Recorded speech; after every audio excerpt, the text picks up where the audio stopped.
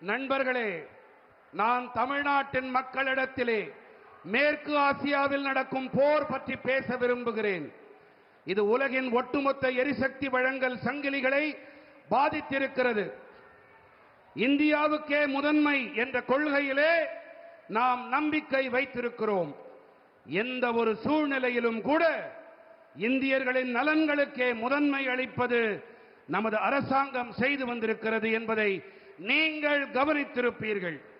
இந்த சூழ்நிலையிலும் கூட நமது அணுகுமுறை அதே மாதிரிதான் இருக்கும். நீங்கள் யாரும் பயப்பட தேவையில்லை, பீதியடைய தேவையில்லை.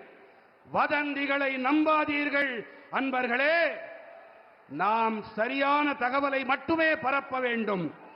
சரிபார்க்கப்பட்ட தகவலை அதை மட்டுமே பரப்புரை செய்ய வேண்டும் என்று மக்களே நான் உங்களிடத்திலே வேண்டி கேட்டுக்கொள்ளுகிறேன். கோவிட் பெருந்தொற்று காலத்திலே நாம் எப்படிப்பட்ட முதிர்ச்சியுடைய தேசம் என்பதை 140 கோடி இந்தியர்கள் உலகிற்கு எடுத்துக் காட்டினார்கள்.